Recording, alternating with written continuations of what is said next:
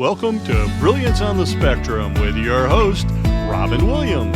Today's guest is Joey Travolta, former pop star, actor, brother to John, and owner of Inclusion Films. Take it away, Robin. So welcome to Brilliance on the Spectrum, Mr. Travolta. Oh my goodness. I'm Robin Williams, and I have to tell you, this is quite an honor. I have been a big fan. I actually had a Tiger Beat magazine once upon a time. Oh my God. With your face on it. Oh boy. That was kind of exciting. I was listening to some of your music last night. It totally brought me back. We're probably a lot closer in age than I'd like to admit. Okay.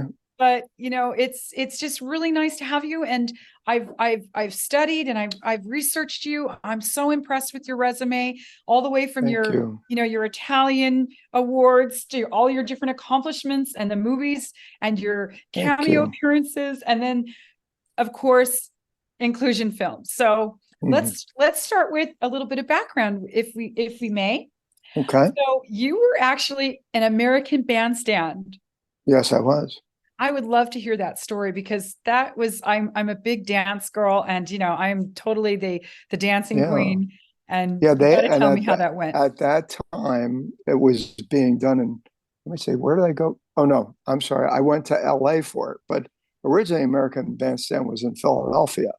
So when my first album came out in the single, the first TV show I ever did was Mike Douglas in Philly.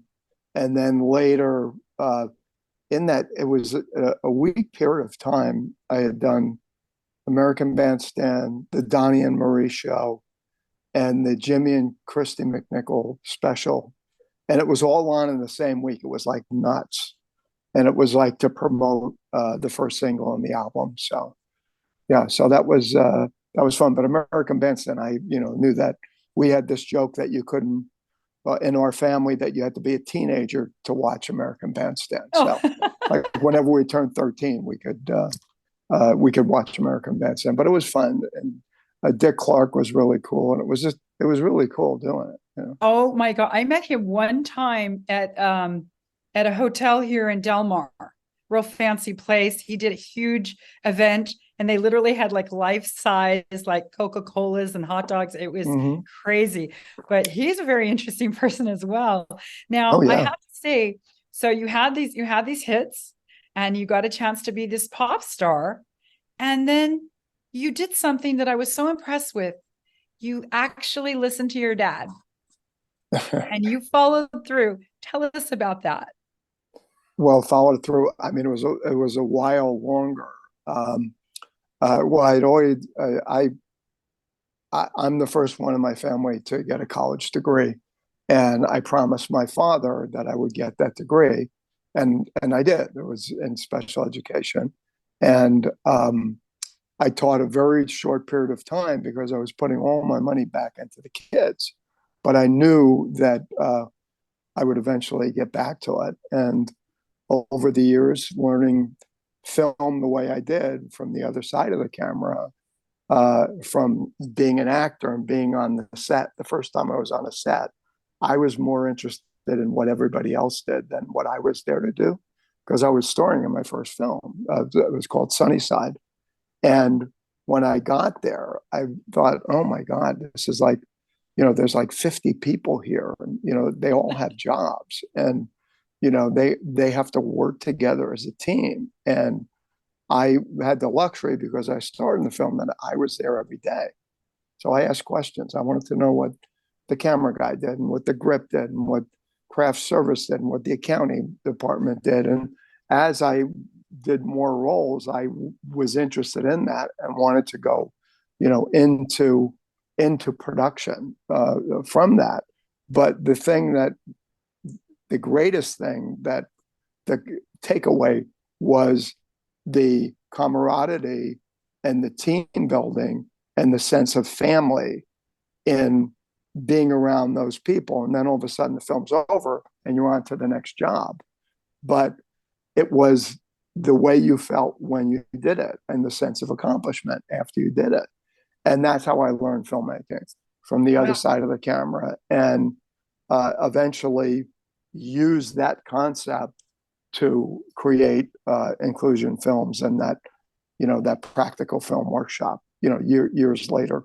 Right. But Now, you yeah. were on stage, as I read in, I think it was one of your very first times on stage, and it was the stage that your mom actually Oh, worked on, or she did production. yeah, it was in Paramus. Yeah, in Paramus, New Jersey. Why don't you Yeah, tell us a little bit about your mom's background and how that helped you? well, I was the last one to go into show business. Everybody else had done something. I was the last one. I was an athlete in school, and I love sports, and we were in and around. I did a show when I was younger, but my mom taught drama at St. Cecilia High School and Englewood High School, New Jersey, and we were in it and around that. And my three sisters were all actresses. John, as you know, was an actor. My brother Sam, very, very talented young. Well, he's older than me, so he's a talented old man now. Anyway, so we were in it and around it. And our summers, we'd follow our sisters to summer stock. And, my sister Ellen was in Gypsy with Ethel Merman, and my other sister there was summer stock back then. And one of the theaters, this was a kind of cool, it was in the Muni Opera Theater in St. Louis. My sister, and John was probably maybe 11, 12 at the time, sent her a ticket to come out and watch her perform in St. Louis. And he went out by himself. And 10 years later, John did Over Here with the Andrews Sisters at the same theater. Then 10 years after that, I did Bye Bye Birdie with Cheetah Rivera at that theater. So it was that that was a cool, the same theater type thing. But the Paramus Mall was where my mother performed, and so it just runs in your blood. It runs in the blood. Everybody, Wow. Our basement. My dad turned it into a little theater. So say that one more, James. My dad built a little theater that had the curtain. Oh yeah. And if you walk down the steps, there was the Mask of Comedy and Tragedy, and my mom used to do private lessons there, and we would put shows on. So we were always that is so cool. And around that. Yeah. I have that in common with you. So we didn't get a lot of TV. We had 3 channels. There was 4 kids, and we grew up in East County, had a little farm. And when it was time to get your 1.5 hour a week that you got to pick, most of the time there was nothing I liked or whatever. So I got really creative. They had an old freezer box, big freezer box. Mm-hmm. So I cut out a hole and made a curtain and turned it into like my own little TV. Oh, okay. So my mom, excuse me, she loved I Love Lucy. So I would memorize the I Love Lucy, total recall. So I'd memorize I Love Lucy lines, and I'd sit in the box and I'd be like, "Are you pooped out at parties? Vitamin a Vegemin?" And I would do these little parodies for her. And so it kind of caught on, and then neighbor kids would come over and cousins. The next thing you know, I'm putting shows on for the family on Sunday afternoons. Yeah, that's what we did. And I remember my mom, I used to make her cry. I would, what was it that I did? I would put a sheet. I was like 7, 8 years old. And I had memorized this poem, but I would make it like I was, it was in Flanders Fields. And I would do it very direct. In Flanders Fields, the poppies grow. Oh. Between the crosses, row upon row, that marked our spot in the sky. The larks still bravely singing fly, scarce heard amid the guns below. We are the dead. Short days ago, we lived, loved, and were loved. But now, we lie in Flanders Fields. Take up our quarrel with the foe. And I would do this as a 7-year-old, and she just loved it. So we were. Oh my goodness, excuse me. That is so beautiful, and the fact that you still know that. I never forgot it. Oh, that's so special. I may not remember it, but I never forgot it. Sure. Now, getting to my conversation with Carrie Bowers, who you know, and she approached you about Yes. her son, who is Yes. 14 at the time, and then Mhm. became 15. And he was very adamant to make his own film. That's right. Why don't you talk about that? So I had I was directing 2 films a year, and this group called the Entertainment Found. I'm sorry. What was it? Oh God, now I forget the name of the company. It was the oh God, this is terrible that I can't. I'm working with the Entertainment Foundation. I get them mixed up now. It was called. Oh, I know it was. Uh, it was a company called the Entertainment Experience, and they were teaching uh, film, not film, but more acting and animation and stuff like that. And they had a place out in the studio, and I was doing a film. And the guy said, "Hey, would you put some of our kids in one of your films?" I think it was called Waiting to Live, and it was in Vegas. And they, brought like 7, 8 kids, and I put them in the film.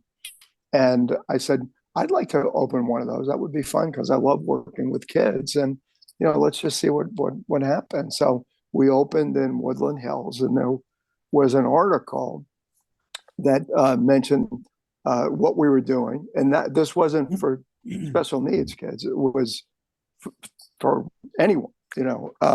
But it mentioned that I was a former special ed teacher, and Carrie, she. Let me back up. You can edit this. Carrie asked for a meeting, and she said, "My son, who is on the autism spectrum, really wants to make." Well, first she said, "Would you open your doors to special needs children?" And I said, "Absolutely." I said, "We have the space here. I have the teachers. You get the people to come in, and we'll do camp because we were doing camps at the time, and we just opened the doors." And I said, "That's not a problem at all." And then she said, "But my son wants to make a film." I said, "Okay." And at that time, my daughter was at Chaminade High School, and she was heading up a film festival there. And she asked me if I'd help her, and I said, "Sure." I said, I'll I'll get you publicity, and I will get you, I'll give you classes that you can give away and some programs and stuff like that." So that was what the article was about, and my company, and then being a former special ed teacher. So she said, "My son really, would like to make a film." I said, "What's the film about?" And he said, "What it's like to be autistic from an autistic kid's point of view." I said, "That's really cool. Send me the film, and I'll show it to everybody, and we'll get it looked at." She says, "Well, he doesn't know how to make a film." I go, "Well, okay, well, that's a problem. I said, "Why don't we have a meeting?" And Taylor was his name, and he came. He was like 6'3", and he was only like 14 years old. Big kid, big Yeah. curly I blonde think he's hair. 6'10" now, right? Like he's giant. He's giant, yeah. And he was at the meeting, and and he was sitting there fiddling with something. All I know is there was a dust pile on the ground, so I don't know what it was that he was fiddling with. Interested, but not, he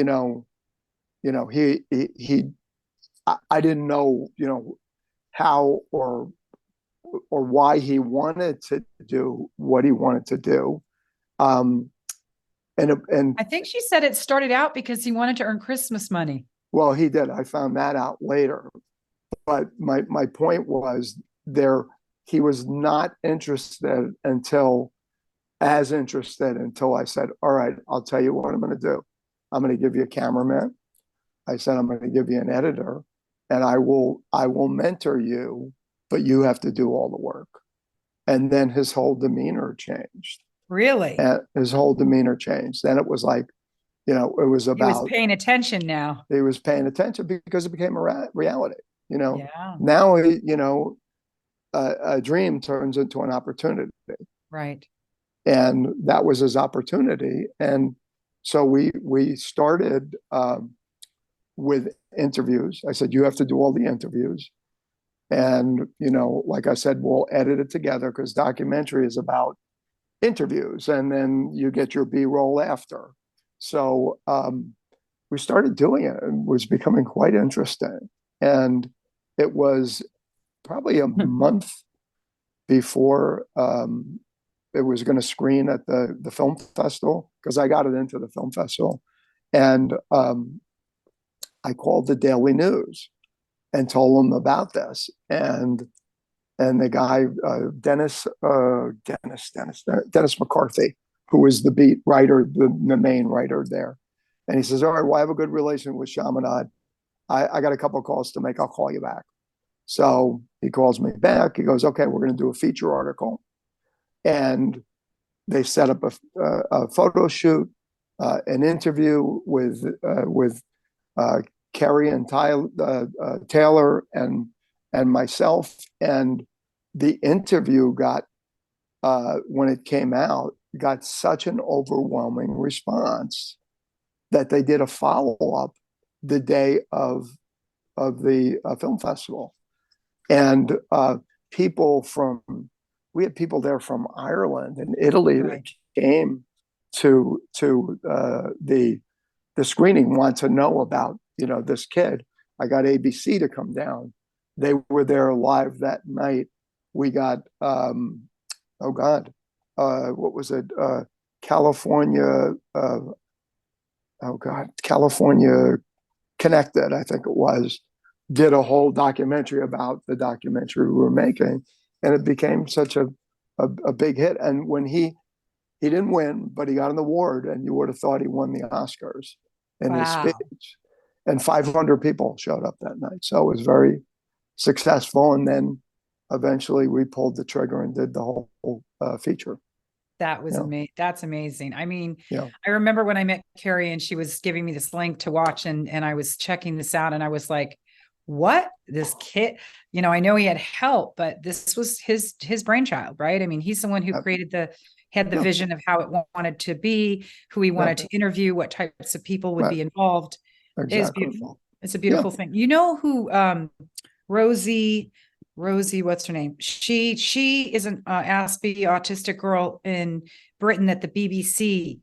Rosie King did very similar to what you did, but they helped her, and she was one of the first autistic to come out and create a film. And so as a character that I created, I actually beat out Disney for my trademark.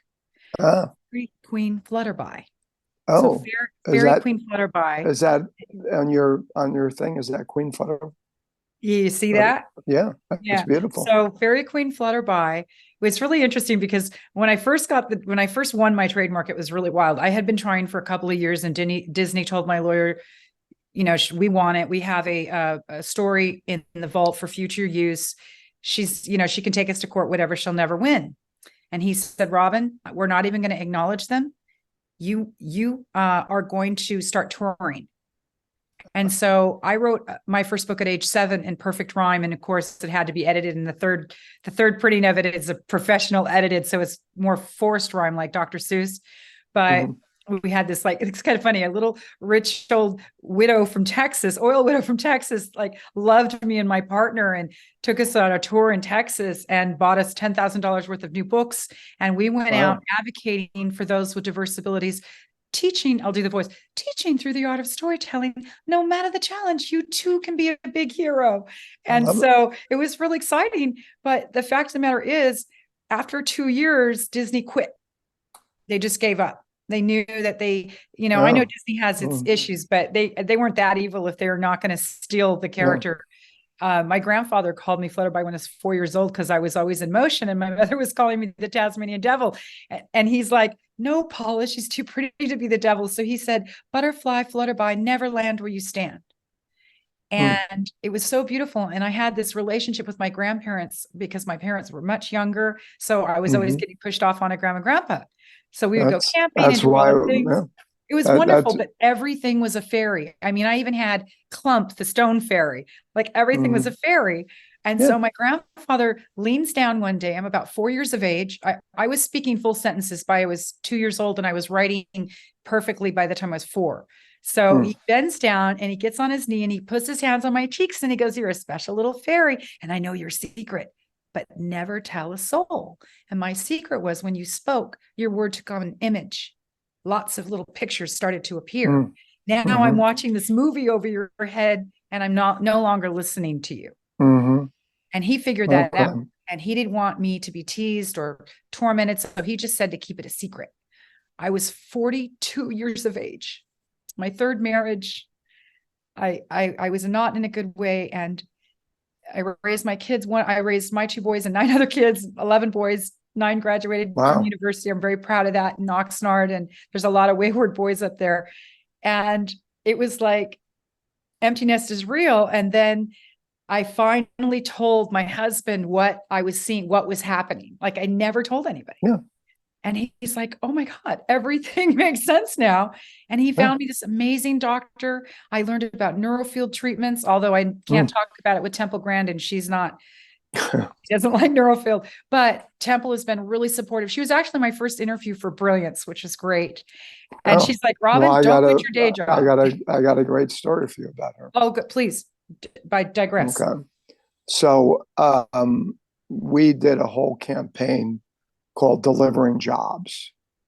And it was Autism Speaks, Special Olympics, and Best Buddies got together and with the Entertainment Foundation, and they created called this campaign called Delivering Jobs.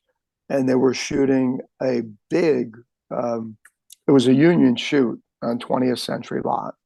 And they wanted to hire crew.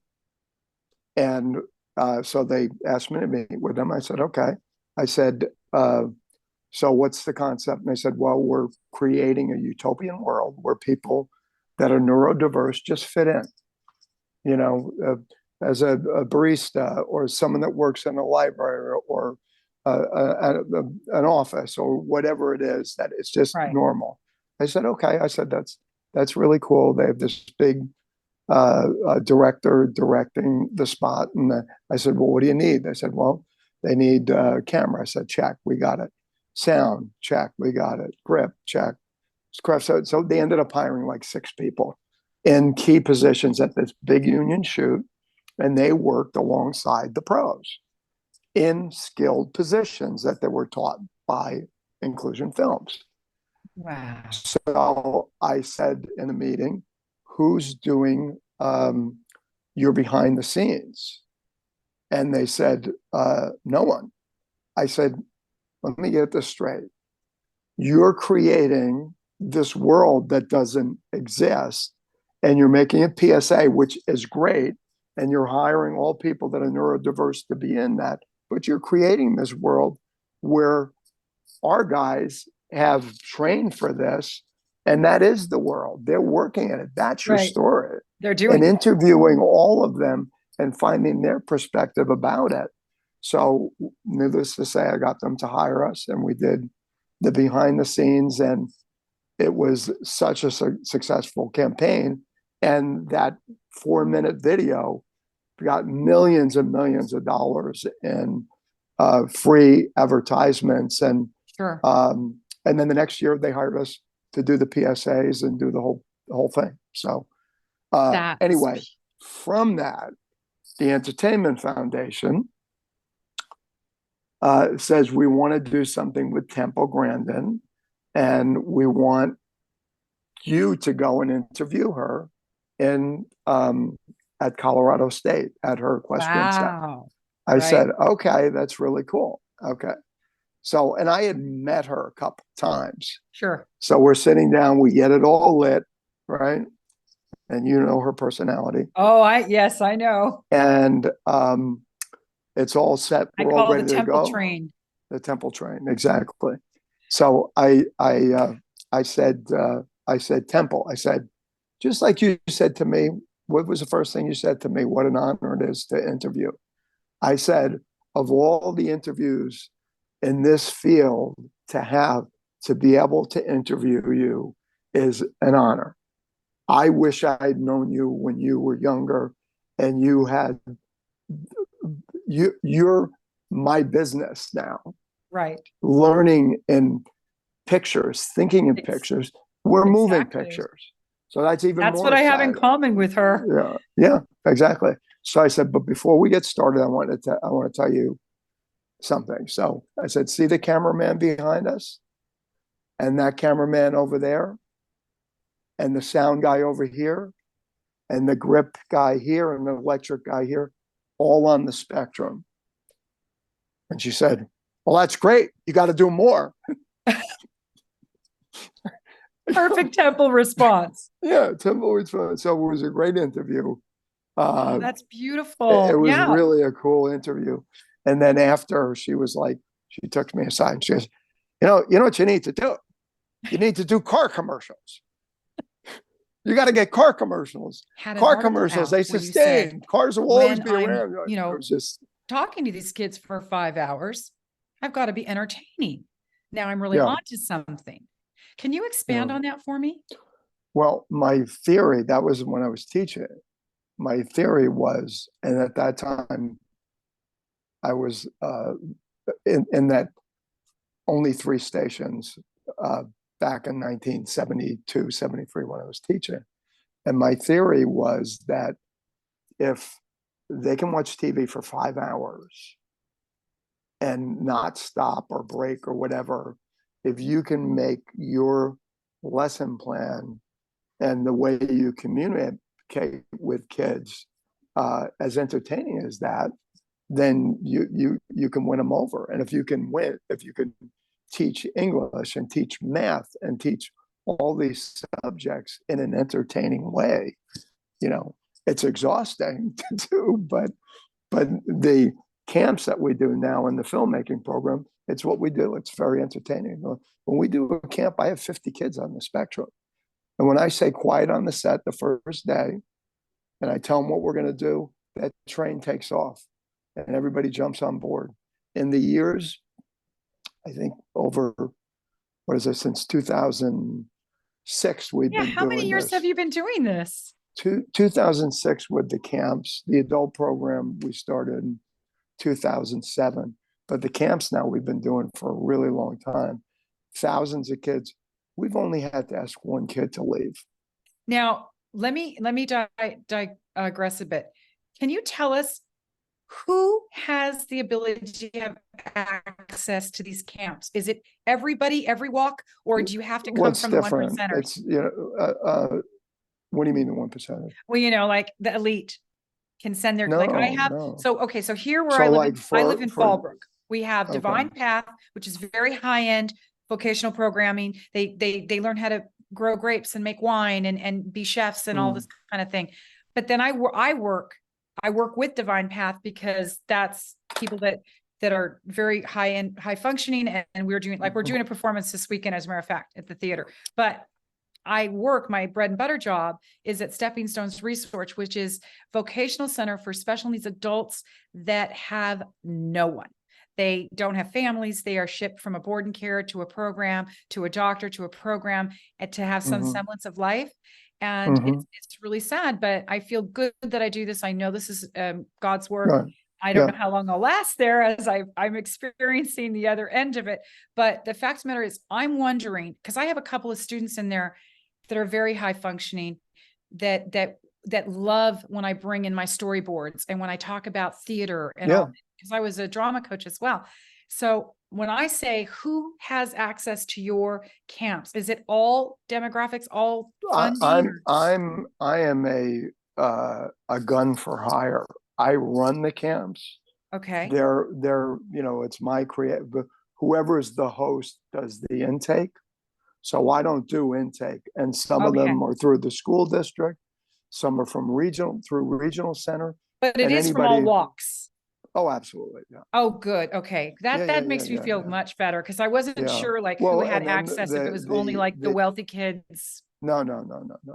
Which, there's a lot of programming like that. That's why. No, not at all. No, it's wonderful. We've done extended education ones, that 18 to 21-year-old, the Sure. transitioning ones.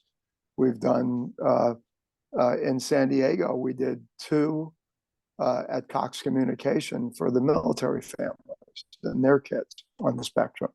That's So actually, Danny came down and she's taught camps with me all over the country, but most of the ones in California, it's through Regional Center, even Department of Rehab have funded it. We've done them in Stockton, we've done them in Lodi, we've done them all over. So, wow. yeah. So Now, yeah. okay, so we got to get close to wrapping it up. And I've Done. had too much fun, and I'm so excited because this is the first time I meet you, and I know I'm going to get to see you again. So Yes, you I'm will. going to not hog up all the time. But so shine brightly so others may have a lighted path is kind of my quote.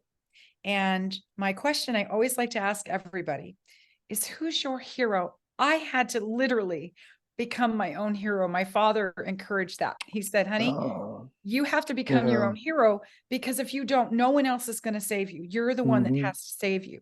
So if you were to have that 30-second in an elevator with someone that was really low and you wanted to pick them up, that's kind of what I tell people. What would you say? Who's your hero and what is your golden nugget? My father. My father. He I had a was feeling. the most well, that's a gift that you're given, being inclusive and everybody having a seat at the table. When you're taught that at a young age, and this is what inclusion film is about, that everybody's here together. Nobody's different. Nobody's better than anybody else. And when you talk to people and you treat people like you treat everybody else, I mean, that's what it's all about. We're all here together. And if we can have a good time when we're doing it and make films and be creative, everybody's got a gift, and you have to find that gift. Well, my gift was my father. So I try to be my father in so many instances, because I always think of him, what would my dad do in a situation like this? And then the other heroes are our students, from, they're the heroes, Right. That inspire you. You give, I always said that my thing was, and I said this once, I forget where I said it, but young people with autism, they're all angels. They just don't have the wings to fly yet. And we have to give them wings. So that's beautiful. That's beautiful. I can completely relate. My daddy's my hero too. I remember my very first ferry gig in Oak Park. I lived in Ventura County at the time, and he did 3 van loads from Oxnard up the grade to the Oak Park Community Center to bring all my garb. And I filled the place up with all these beautiful things. And we had all the show planned, and we had a ballet, and it was composed by an Austrian composer. It was just amazing. And then nobody shows up. So everybody's waiting in the parking lot for their kids to be done with the ballet. So I said, you're not allowed to loiter in the parking lot. And I made them all come inside. Oh, nice. Okay. But it was good that I did, because it ended up being an amazing time, Good. But my dad said that even if one person shows up in that audience, the show must go on. Yeah, exactly. And as a sidebar, I'm actually going to be playing Danny from Greece this weekend. We're going to have a movie of some people that I work with occasionally. I donate time to them. They're going to have 2 movies. One is Shrek, and I'm going to be the MC for Shrek. And then my friend's going to be the MC for Greece. But for Greece, we couldn't find a boy. So I've got a girlfriend that's going to do the dance, do the jive, the hand jive and all that. So I'm going to be playing Danny. So you could tell your brother that you met a woman that's playing him this weekend. Okay, that's great. That's great. Kind of funny, It was just a coincidence that was happening. That's funny. Well, thank you for all your insight. You're welcome. You're welcome. Please continue doing what you do. I think that you're fabulous. And thank you for having me. Thank you so much, sir. Good luck with all your programs and everything. I'm sure we will. All right. You take care.